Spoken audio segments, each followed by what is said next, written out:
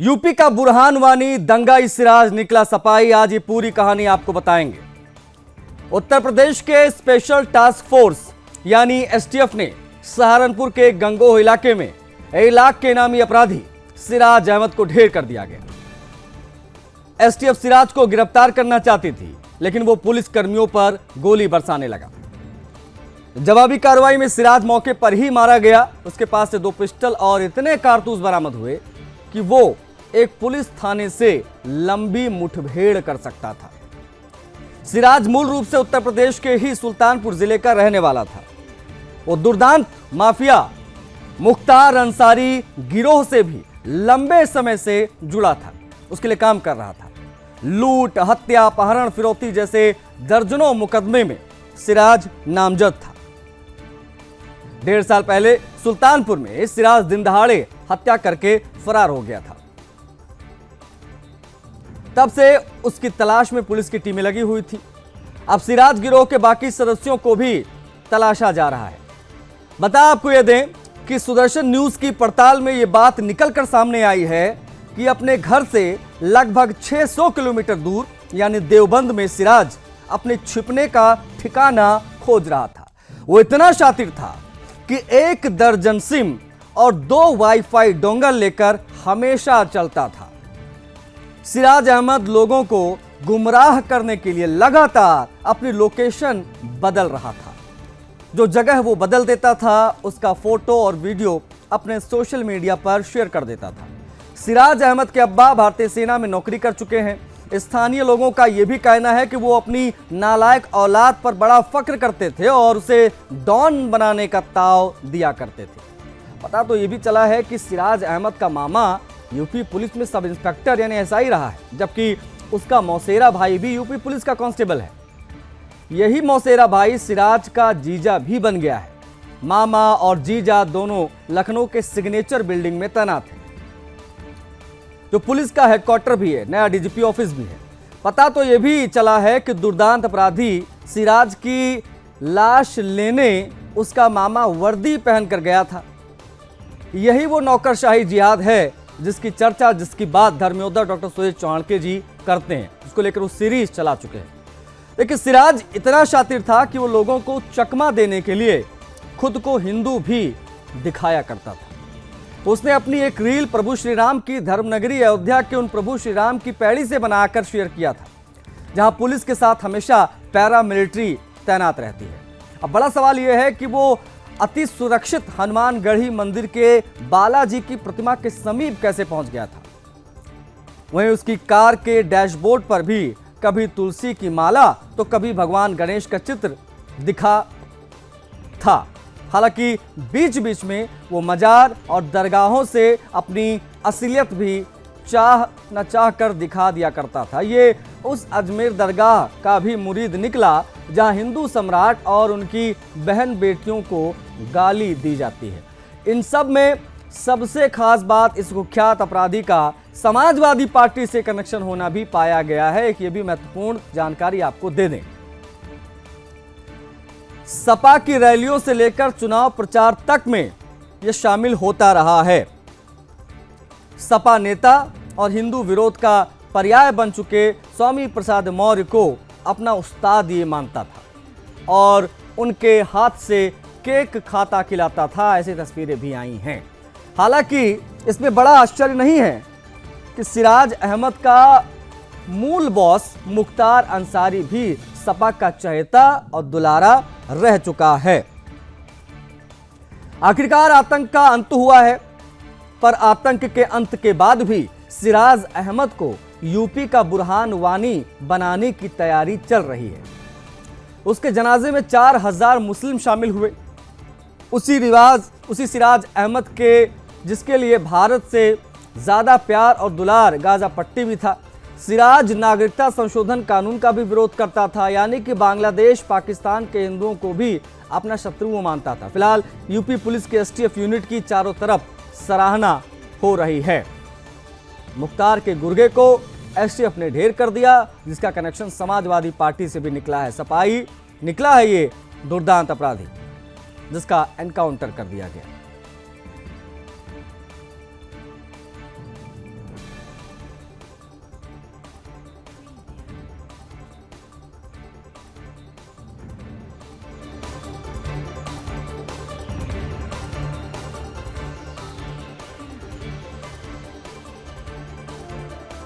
अब हम आपको कुछ तस्वीरें दिखाएंगे सिलसिलेवार। जरा आप ये तस्वीर जो मेरे बगल में आप देख पा रहे हैं उसको ध्यान से देखिए। ये जिहादी जो यूपी का बुरहान वानी बनाया जा रहा है सिराज, उसकी गाड़ी के डैशबोर्ड पर जब आप ध्यान से देखेंगे तो आपको नजर आएगा कि कैसे जो है वो तुलसी की माला, गणेश भगवान की प्रतिमा, ये तमाम चीज़ें अपनी गाड़ियों में लगाता था अपने आप को हिंदू दिखाने के लिए। वो मंदिर भी जाता था, वो अयोध्या तक पहुंच गया था। वो तस्वीरें भी हम आपको दिखा रहे हैं। ये बेहद महत्वपूर्ण और हैरान कर देने वाला भी आप कह सकते हैं एक पहलू है इस दुर्दार अपराधी से संबंधित, जिसको एसटीएफ ने ढेर किया। ये छिपने के ठिकाने ढूंढ रहा था, लेकिन इससे पहले इसको एसटीएफ ने ढेर कर दिया। लेकिन यूपी में ये जो मामला निकलकर सामने आया है वो वाकई हैरान करता है। एक अपराधी जो हिंदू बनने का नाटक करता था मंदिरों पर जाकर, गाड़ियों के डैशबोर्ड पर आप देखेंगे तो आपको तमाम चीजें दिख जाएंगी। तो मंदिर जाकर इसकी मक्कारी हमने आपको दिखाई, और अब ये देखिए इसका असली रूप। जब ये दरगाह पर जाता था तब किस प्रकार से ये जो भी इनका तरीका होता है उस हिसाब से यहाँ पर इबादत करता था। ये अजमेर शरीफ की दरगाह पर भी जाता था। ये तस्वीर आप देखिए कि हम आपको वहीं की दिखा रहे हैं। आपको बता दें कि ये किस प्रकार से नाटक दिखावा करता था हिंदू बनने का, और जब ये जाता था किसी दरगाह पर तो वहाँ पर किस प्रकार से वो नतमस्तक होता था। आप तस्वीरें देखिए, ये इसकी असली पहचान है। इसलिए हम कह रहे हैं कि ये किस प्रकार से पूरा ढोंग करता था सिराज अहमद, जिसको एसटीएफ ने ढेर कर दिया है। बुरहान वानी, इसको किस प्रकार से बनाया जा रहा है। हजारों की संख्या में लोग पहुंच रहे हैं इसके जनाजे में शामिल होने के लिए। लेकिन ये बेहद महत्वपूर्ण पहलू है कि ये जो तस्वीर आप देख रहे हैं सिराज अहमद की, ये सपा का भी चहेता था, हिंदू बनने का नाटक करता था और मज़ारों दरगाहों पर भी जाता था। इसकी ये तमाम तस्वीरें जो हम तक आई है, कोशिश कर रहे हैं कि आप तक उन तमाम तस्वीरों को हम पहुंचाएं।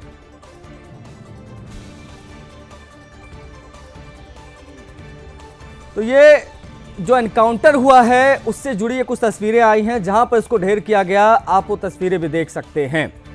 ये तस्वीरें हम आपको दिखा रहे हैं ग्राउंड जीरो की, जहां पर इसको ढेर किया गया। ये छिपने के तमाम जगहों को तलाश रहा था, वहीं पर इसको ढेर कर दिया गया। सहारनपुर में एनकाउंटर हुआ, ये वहीं की तस्वीरें हैं जो हम आपको दिखा रहे हैं। ये बेहद महत्वपूर्ण जानकारियां हैं जो हम आपको दे रहे हैं, ताकि आप समझ पाएं कि किस प्रकार से ये तमाम ढोंग करता था और बड़ी बड़ी वारदातों को ये अंजाम दे चुका था। अब ऐसे में सिराज कितना शातिर था वो तो हम आपको बता ही रहे हैं, लेकिन ये मौके की तस्वीरें हैं जहां पर इसका एनकाउंटर हुआ। वो तस्वीरें भी हम आपको दिखा रहे हैं।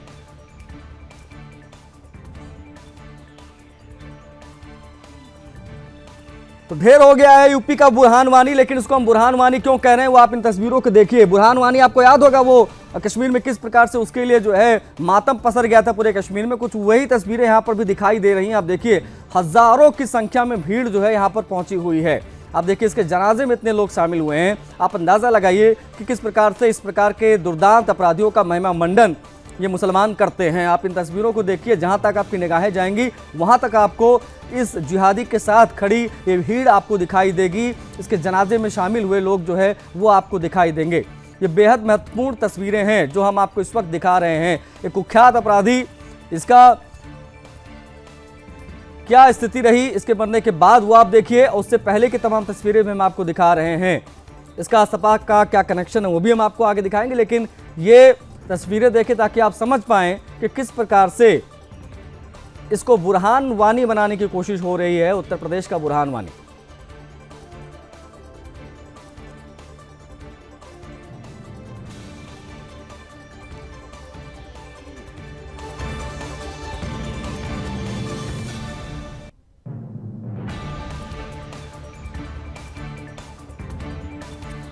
तो आपने देख लिया, अब ये तस्वीरें भी जरा देखिए, इसका सपा से क्या कनेक्शन है। और साथ में हिंदुओं को भर भर कर गाली देने वाले स्वामी प्रसाद मौर्य के साथ केक काटते हुए तस्वीरें भी आप देखिए। ये समाजवादी पार्टी के रैलियों में घर घर जाकर डोर टू डोर वोट मांगने के दौरान भी ये शामिल रहता था। ये देखिए तस्वीरें, ये बेहद महत्वपूर्ण तस्वीरें हैं। सपाई क्यों हम कह रहे हैं इसको, देखिए ये वही लाल टोपी है जो आपको अखिलेश यादव लगाते दिखते हैं, ये वही लाल टोपी जो समाजवादी पार्टी का हर नेता लगाता है। और स्वामी प्रसाद मौर्य जो बेबुनियादी बातों के लिए, उल जुलूल बकवास के लिए जाने जाते हैं, और ये तस्वीरें आप देखिए, उसके साथ केक भी काट रही हैं। तो ये बेहद महत्वपूर्ण हो जाता है कि आज क्या स्थिति है हमारे देश के पॉलिटिशियंस की, वो किस प्रकार से इतने बड़े बड़े कुख्यात अपराधियों के साथ में केक काटते हैं। और ये तस्वीरें देखिए, ये कैंपेनिंग करना हो, रैलियां करना हो, डोर टू डोर प्रचार करना हो, उन सभी में ये शामिल होता था। रैलियों से लेकर चुनाव प्रचार तक में ये शामिल हुआ है। सपा नेता और हिंदू विरोध का पर्याय बन चुके स्वामी प्रसाद मौर्य को ये अपना उस्ताद मानता था। हम ऐसा क्यों कह रहे हैं वो आप इन तस्वीरों को देखेंगे तो आप समझ जाएंगे। आप देखिए वहां पर खड़ा है, वहां पर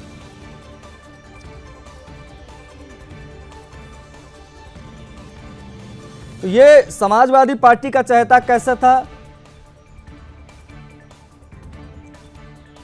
वो हम आपको दिखा ही रहे हैं। और मुख्तार अंसारी के गैंग में भी ये शामिल था लंबे समय से, उसका भी ये दुलारा था। आखिरकार आतंक का अंत हो चुका है और ये वहीं पहुंच गया है जहां मुख्तार अंसारी है। आतंक के अंत के बाद भी, लेकिन ये बहुत हैरत की बात है कि जब तक ये दुर्दांत अपराधी जीवित था तब तक किस प्रकार से ये खुलकर घूमता था, समाजवादी पार्टी के रैलियों में रहता था। और अब जो आप तस्वीरें देखते हैं उसमें उसको सिराज अहमद को यूपी का बुरहान वानी बनाने की तैयारी चल रही है।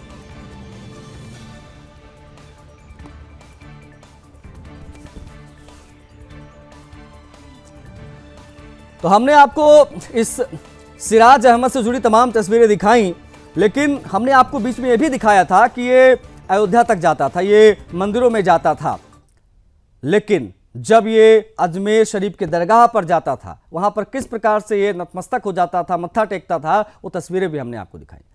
अब इस पर क्या प्रतिक्रिया दिया धर्मयोद्धा डॉक्टर रानियों ने, बेटियों ने जोहर किए धर्म बचाने के लिए। पृथ्वीराज चौहान की बेटी ने इस्लाम कबूल करने की झूठी कहानी, उससे भी खतरनाक उन्होंने अपने आप को अश्लील रूप में ख्वाजा के सामने प्रस्तुत करने की कहानी। क्या बोला जाए, क्या इतना गुस्सा आ रहा है कि यहाँ इन लोगों पर सर्जिकल स्ट्राइक करनी चाहिए।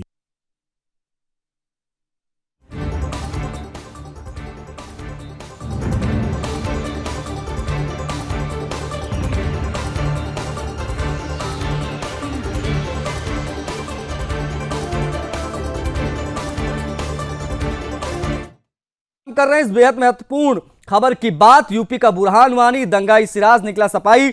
आपको यह भी बता दें कि इस विषय को जब हमने उठाया तो समाजवादी पार्टी को प्रवक्ता को भी हमने बुलाया था इस पर अपनी बात रखने के लिए, अपना वर्जन रखने के लिए, लेकिन वो इस मामले को देखते ही सुनते ही यहां से भाग निकले। लेकिन अभी फिलहाल हमारे साथ भारतीय जनता पार्टी के प्रवक्ता जुड़ गए हैं, नेता रत्नेश मिश्रा जी जुड़ गए हैं। रत्नेश जी बहुत स्वागत है आपका।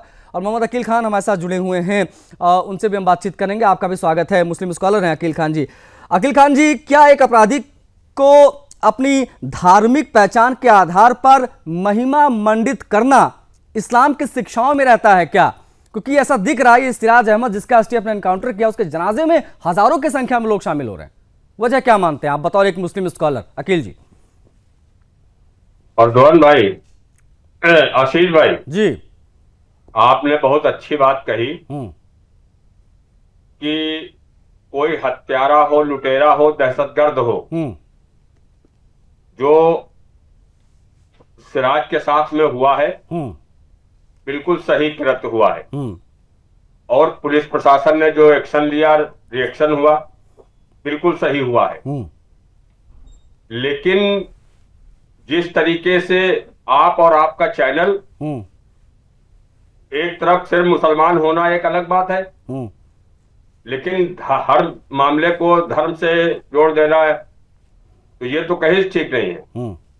ये जो था सिराज, इसके खिलाफ 30 से अधिक मुकदमे पंजीकृत थे उत्तर प्रदेश के अंदर। दूसरी जगह हो वो मैं कह नहीं सकता हूं।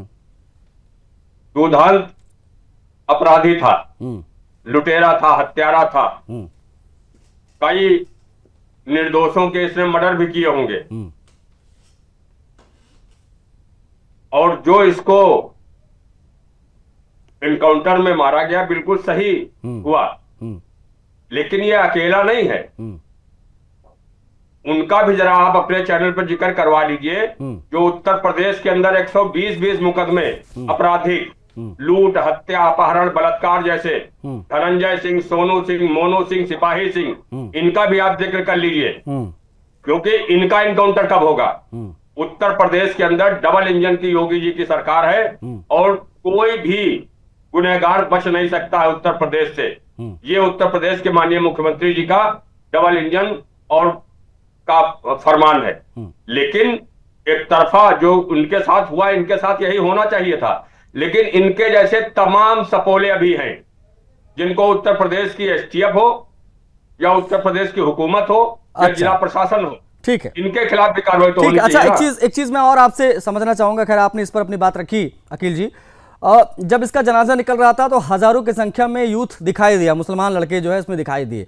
तो ये जरा समझाइए कि मुस्लिम युवा इसको आइकॉन बनाने की कोशिश कर रहे हैं, एक चीज ये। दूसरी चीज ये कि इसका जो पिता था, जो आर्मी में थे, जहां तक मेरी जानकारी रिटायर्ड हैं शायद, वो भी इसको डॉन बनाना चाह रहे थे, ये भी जानकारियां मिली हैं। इसका और दो रिश्तेदार हैं वो यूपी पुलिस में हैं। इस मानसिकता को आप किस प्रकार से देखेंगे, उस पर दो शब्द आप कह दीजिए, उसके बाद में रत्नेश मिश्रा से मैं बात करूंगा जो बीजेपी के आशीष भाई, एक चीज आप हमें बता दीजिए, मुख्तार अंसारी के जनाजे में कितना आदमी था? नहीं, मैंने काउंट नहीं किया, लेकिन थे अच्छी खासी संख्या में। नहीं, काउंट आप नहीं किए, लेकिन जो वीडियो मौजूद है, क्योंकि काउंट तो कोई नहीं कर सकता है, तो वो भी आपकी नजर में वो थे अपराधी और कानून की नजर में अपराधी थे। तो इनका कोई नहीं, इसीलिए अकील जी, इसीलिए तो हम इसको बुरहान वानी कह रहे हैं यूपी का। क्या गलत कह रहे हैं बताइए? उसको भी आइकॉन बनाया जा रहा था, इसको भी आइकॉन बनाया जा रहा है। बुरहान वानी का आप जिक्र कर रहे हैं, सोनू सिंह, मोनू सिंह, धनंजय सिंह, सिपाही सिंह, इनके नहीं, मतलब आप धनंजय सिंह की तुलना बुरहान वानी से कर रहे हैं? बिल्कुल। सोनू सिंह, मोनू सिंह क्या है? सोनू सिंह, मोनू सिंह क्या है? सिपाही सिंह क्या है? हाँ, इनकी बात करेंगे। मैं कह रहा हूं आरिफ के साथ जो हुआ ये सही हुआ। उत्तर प्रदेश की योगी जी की सरकार ऐसे अपराधियों की जगह जहां होनी चाहिए वही पहुंचा रहे, बिल्कुल सही बात है। मैं आपकी बात से सहमत हूं, लेकिन निष्पक्ष और ईमानदारी से। ठीक मैं उसका विरोध करता हूं। ठीक है, रत्नेश मिश्रा जी हैं, भारतीय जनता पार्टी के नेता हैं। लूट डकैती, मैं उसका विरोध करता हूं। और उनकी जगह सलाखों में या तो फिर ऊपर, दो ही जगह। ठीक है, आप बने रहेगा हमारे साथ अकील जी। रत्नेश मिश्रा जी, एसटीएफ की इस कार्रवाई को किस प्रकार से देखा जाए? योगी मॉडल की सफलता तो यह है, बिल्कुल है, लेकिन सिस्टम में जो नेटवर्क छिपा हुआ है उसकी ओर भी इशारा करता है ये पूरा मामला। उसको किस प्रकार से देख रही है सरकार? आशीष भाई, आपको और साथी पैनलिस्ट को और देश की जनता को मेरी तरफ से जय श्री राम। देखिए आशीष भाई, चाहे वो सिराज अहमद हो, चाहे वो आजाद उर्फ जुबेर हो, चाहे वो 50 लाख के इनामी हो, चाहे वो 1 लाख के इनामी हो, उत्तर प्रदेश में योगी आदित्यनाथ जी महाराज की जो पुलिस है वो लगातार इन अपराधियों को और इस्लामिक मानसिकता वाले अपराधियों को जन्नत में 72 हूरों के पास लगातार भेज रही है। और हमें लगता है कि हूरों को भी लगता होगा कि वो कहती होंगी योगी जी थोड़ा सा ढिलाई बरतो, हमारी क्या कहते हैं सेवाएं कम पड़ जा रही, इतनी ज्यादा आपने यहाँ पर जन्नत में भेज दिए हैं इनके क्या कहते हैं सिपाही।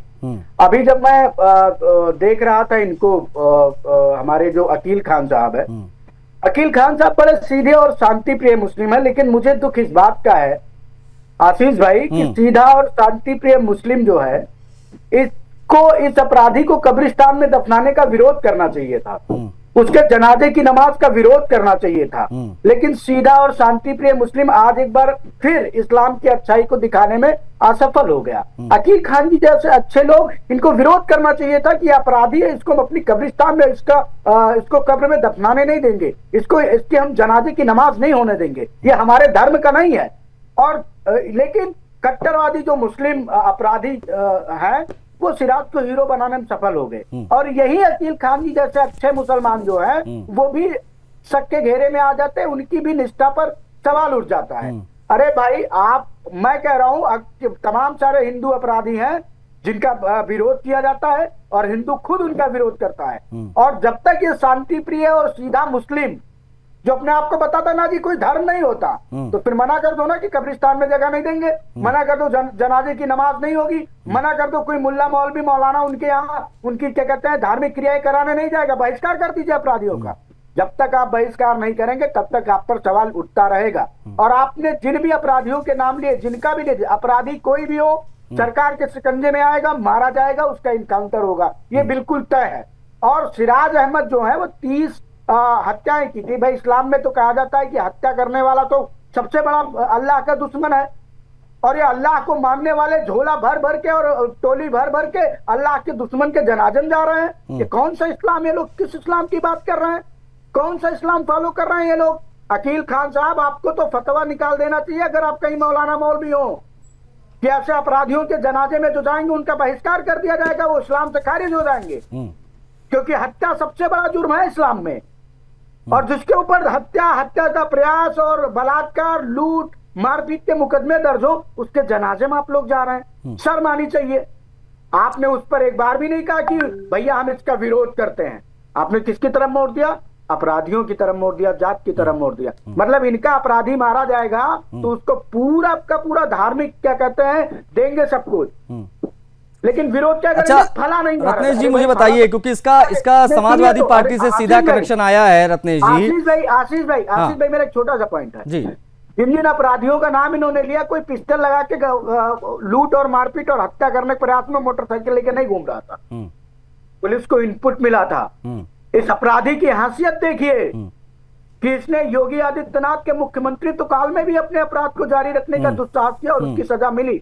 और मैं एक बार फिर कहूंगा, मोहम्मद अकील खान साहब, आप जैसे सीधे और शांति प्रिय मुस्लिम कट्टरवादी मुस्लिमों के आगे लगातार असफल हो रहे हैं, और कट्टरवादी। ठीक है, ओके, मैं इस पर मैं अकील जी का जवाब लूंगा, लेकिन राजनीतिक संरक्षण की बात भी बहुत जरूरी है, क्योंकि ये जो सिराज अहमद जिसको मारा गया है, एसटीएफ ने इसका एनकाउंटर किया है, वो समाजवादी पार्टी के रैलियों में भी दिखाई दिया, जिसकी तस्वीरें हम दिखा रहे हैं लगातार।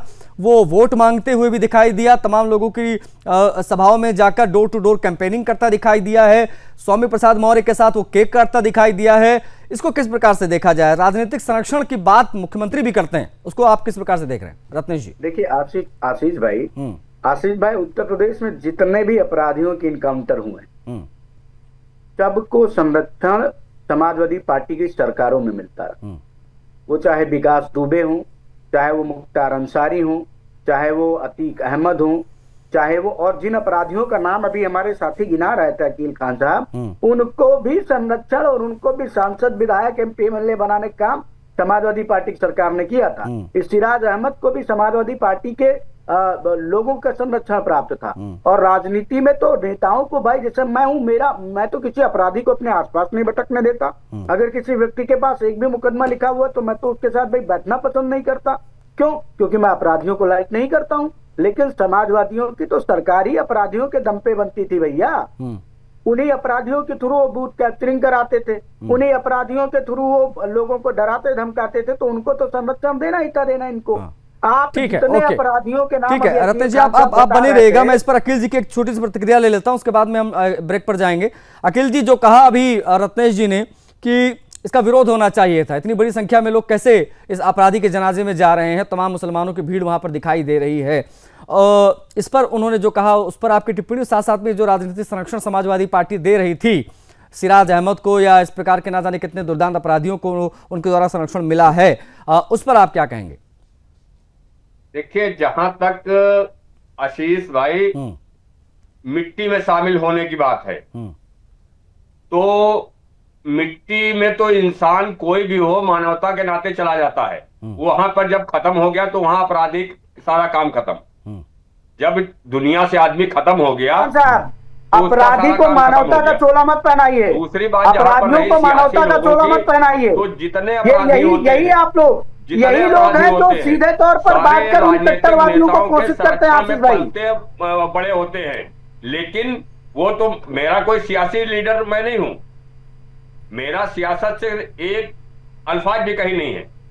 जितने सियासी लोग हैं, बड़े बड़े लीडर, ये सारे ऐसे दुर्दांत अपराधियों को संरक्षण देते हैं, पनाह इनको देते हैं, और इनकी सह पर इस तरीके के कृत्य, लूट मार, हत्या, बलात्कार, अपहरण जैसे लोग करते हैं। इसमें सियासी लोगों को अगर किनारे कर दिया जाए और पुलिस प्रशासन को बिल्कुल खुली छूट दे दी जाए, क्योंकि पुलिस प्रशासन का इकबाल जब ही बुलंद हो पाएगा जिस तरीके से ये सिराज के साथ में हुआ, इसी तरीके जितने दुर्दांत अपराधी हैं इनको भी इसी तरीके से निपटाया जाए, तब जाकर के पुलिस का इकबाल बुलंद हो पाएगा। और उत्तर प्रदेश की जहां तक आप बात करेंगे, उत्तर प्रदेश की योगी जी की सरकार है, कोई जरा सा भी अगर कोई इधर उधर की बात करेगा तो 2 मिनट नहीं लगेंगे। यहाँ पर कानून का राज है और देश ये संविधान से चलेगा, कानून से चलेगा। ये जहां तक मैं जानता हूं इस्लामिक स्टेट नहीं है कि यहाँ पर किसी के कहने से कोई चीज हो जाएगी। यहाँ पर देश संविधान चलेगा, यहाँ कानून है।